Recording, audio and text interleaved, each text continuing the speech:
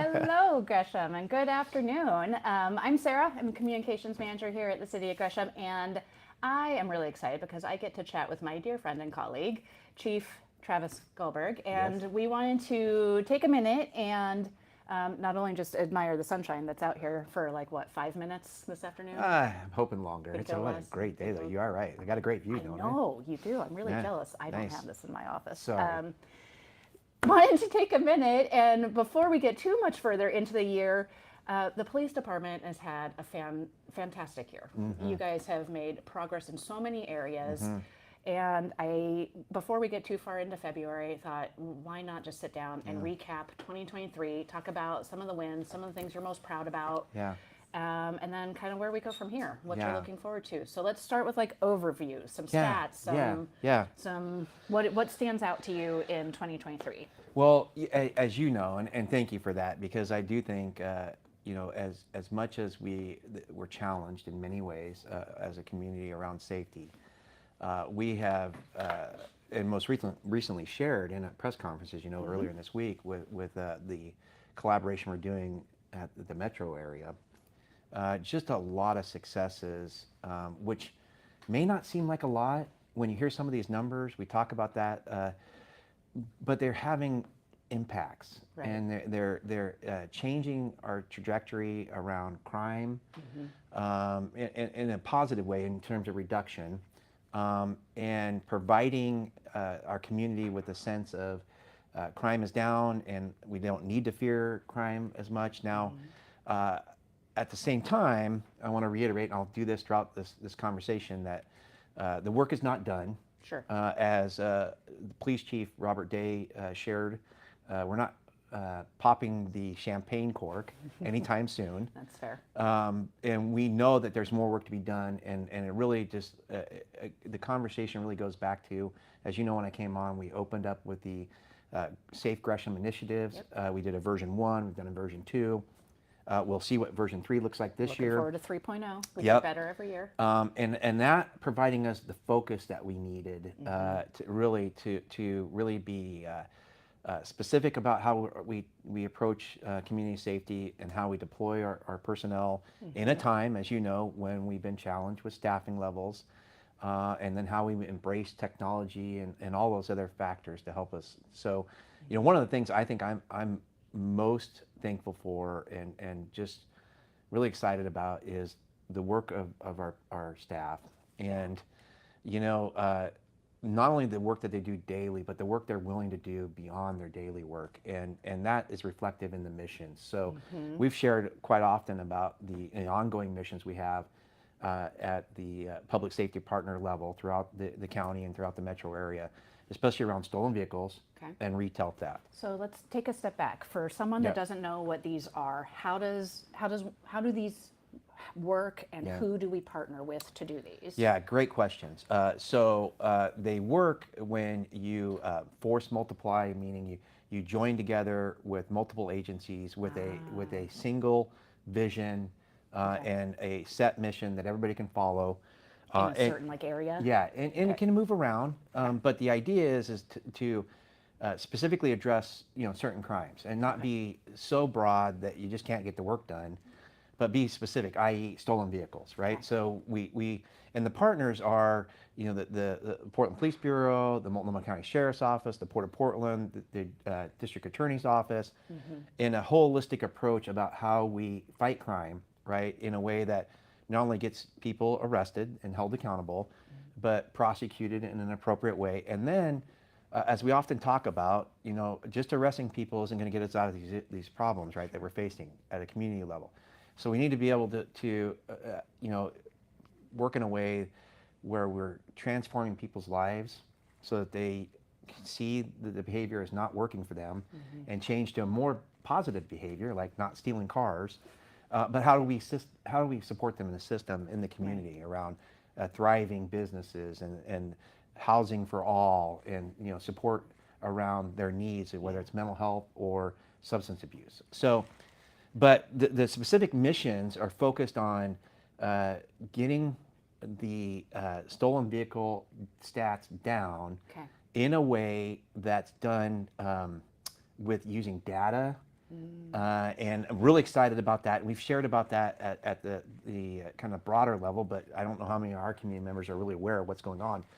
Okay. But public safety is partnering with OHSU. It's led by Portland Police, and it's really about understanding what the factors we're seeing, and it's oftentimes it just reinforces what we already know about, hey, this is more than likely than not a stolen car. Instead of, and what that Okay. does is instead of being very broad about our approach and stopping every car or 25 or 50 cars, Okay. we're now to a point where we're stopping 1 and 2 cars and they're a stolen vehicle. So because of certain criteria that you're Yep. getting from the data, you're Yep. able to just really focus in. Yeah. Interesting. So what we're not subjecting our community to is stops that they Unnecessary. really, unnecessary stops, right, that we talk about building trust with our community. And we have officers who are getting trained in this work and working with OHSU to do the data and research. And then what we're finding is, again, we started at a point where we were like probably 1 in 10, Yeah. maybe even more. And you went out a couple times Yep. with me, right? Those are great. Now it's 1 and 2. It makes me stay in the car. I Yeah. don't really get to join in on any of the action.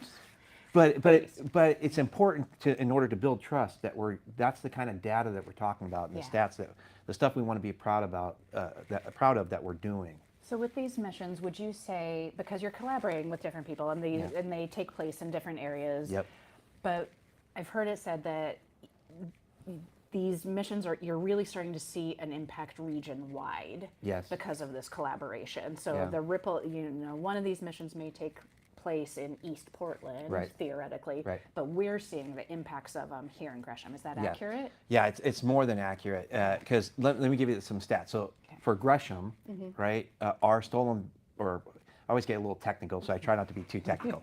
Give us the Our vehicle theft, our auto theft Okay. is down 5%. okay, which Now- I know doesn't sound like a It lot. doesn't, right? This is what I was talking about, yeah. right? But we were trending up. Right. So imagine if you're on a trajectory where it's almost doubling what your normal numbers were, and you join an effort, you leverage your partners, and throughout the region, and this is the ripple effect, and you force multiply because we're all struggling with staffing. And by the way, I don't say that because of public safety. Sure. Every industry is struggling. That's true. I hear about teachers, I hear about the medical field and everything.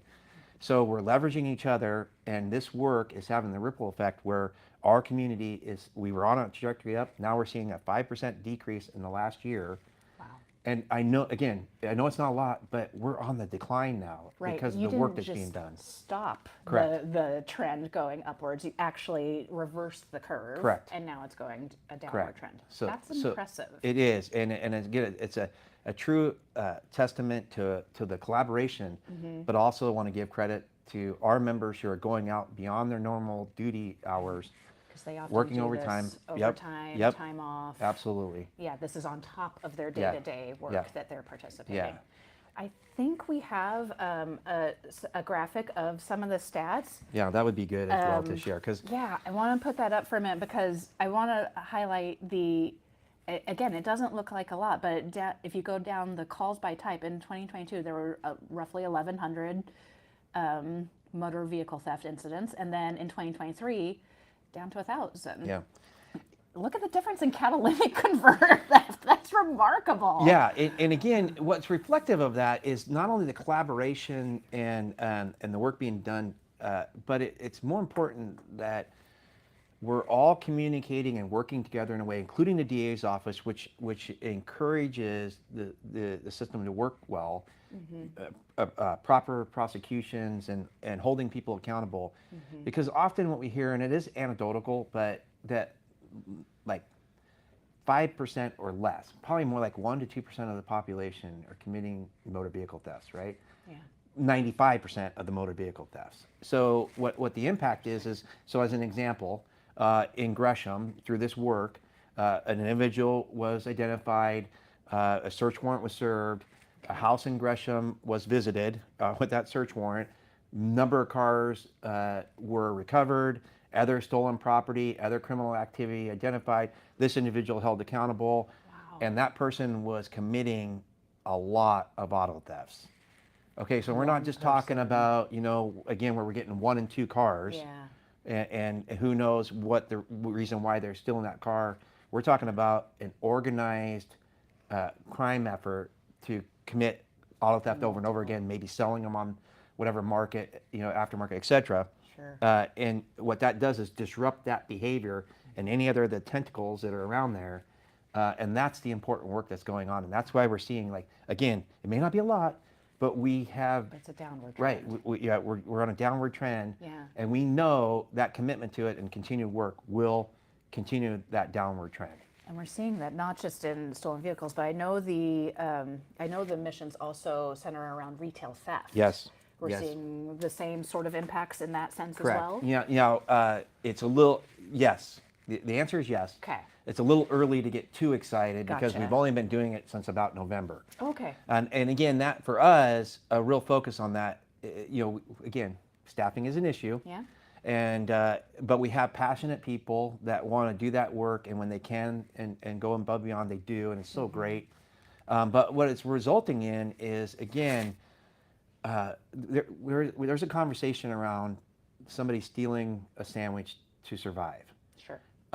And then there's a conversation about people that are organized.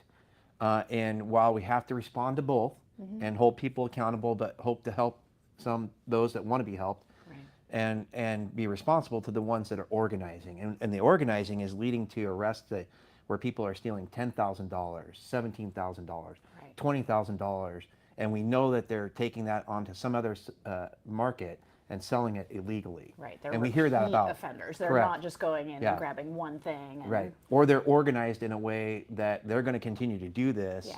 and victimize business. victimize our community if we don't do something. Right. So the good news is those individuals are being identified and addressed. And then what we're hearing, again, a lot of it's anecdotal, but we're hearing the sentiment that we knew this was coming sooner or later, and we know that it's going to have an impact on us, right? So it's like, hey. So this is now a deterrent. Deterrent. Because it's becoming more widely known Yeah. that these missions are going on. Yes. Now Yeah. it's actually deterring Yeah. the behavior. Yeah, and that we're holding people accountable. Yeah. Yeah, and because of those collaborations Yeah. with the other partners, you're yeah. able to. Yeah, and those that we know are struggling, that there's an opportunity to connect them to services and community support, and those that would do extreme harm to our community, we're going to disrupt it and or deter, and it's working. I think it's working in retail theft, it's working in auto theft, Yeah. both those things by doing this concerted effort, joining forces, collaboration, ensuring that you get the investigation done well, that we can prosecute and hold people accountable, and that's that kind. And I think you see that trends now. The Yeah. FBI stats are out, and everybody's talking about crime is down, and certain crime is, other crime isn't necessarily. Sure. But I think it's that focused effort. For instance, shootings are down for us as well, right? Right. And we went about that in the Safe Gresham Initiative. Pretty All of dramatically. our effort around the Safe Gresham Initiative, the partnerships, the having detectives assigned to safe streets, Youth violence prevention. youth violence And prevention. incorporating all of those opportunities for engagement. Right. What a great group of individuals that we have working at the city. Right. And what they did in terms of planning out, times when the youth need some kind of distraction or Need to stay busy. stay busy, somehow. right? We talk about that, right? Yeah. And we've done that. Yeah. I mean, in many ways, and we see it driving down. And then the other part of the conversation is we're connecting even more, and we got a lot more work to do. Again, we're not popping the cork on the champagne bottle, but we are learning as we go, and we're reestablishing relationships with our community-based organizations and having them step in. And there's more opportunity there. Somebody once told me, and I talk way too much about our challenges, and that challenges should be seen as opportunities. I like that. And I do too. Yeah. And I said, you know what? I kind of fought that for a while, but I get what they're saying. Yeah. Is there are opportunities to connect, and we're learning and getting better about that. And that work is getting our people involved into their lives early, so that we can steer them away from that potential bad behavior. So we've done a couple of years of Safe Gresham, and that first year I remember, and it's when it was first getting started. So Safe Gresham really focused around three principles. It was around prevention, intervention, and collaboration. Yep. And that first year, I remember, because the shooting trends were spiking upwards, we really focused on that prevention, intervention aspect and working with youth violence prevention. Yeah. And it feels like in year 2 now, we kind of, while all that work is still continuing, Yeah. we incorporated a different focus for year 2 where we focus more on those collaborations, Yeah. the missions that you're doing, the establishing with community partners. Yeah. But also leveraging technology, acknowledging, we don't have as much staff Yeah. as we need to serve a community of this side. Yeah. So leveraging technology, Yeah. the drone program comes Yeah. to mind. Yeah.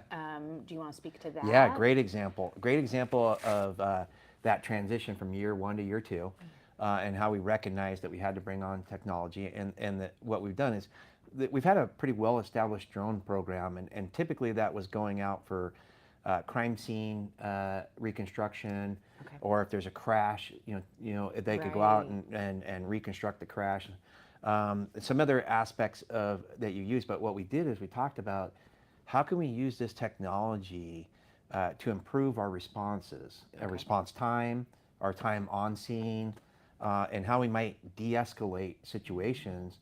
And one of the things that we often talk about is that calls come in, and the information somewhat changes, if not drastically changes, over the process. Like it might start off very extreme, and then the next thing you know, it was a nothing. Right. And you're like, how can drones help us in a staffing way? And so we deployed as a pilot project this last summer, drones as first responders. And what that basically means is we have certified police officer who is also a certified drone pilot is at a station where they can launch a drone and help with calls and responding to calls. And you can envision anything, but the example I like to use is we had them out and they were helping out on a scene where there was a report of vandalism or whatever going on, trespassing, juvenile problem.